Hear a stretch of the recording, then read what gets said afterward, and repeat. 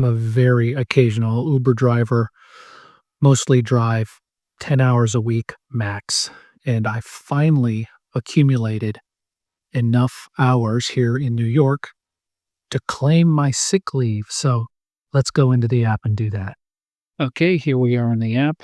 We'll go over to our menu here, go to earnings, go to my New York benefits,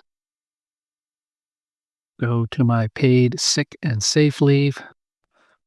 I have 4 hours available, which means I'm gonna get about $100 from them. I can claim my time, put in my 4 hours, hit claim, and it will be processed within 14 days. There we go. I claim my time, and now we'll see how long it takes. Will it take 14 days, or will I get it fairly quickly?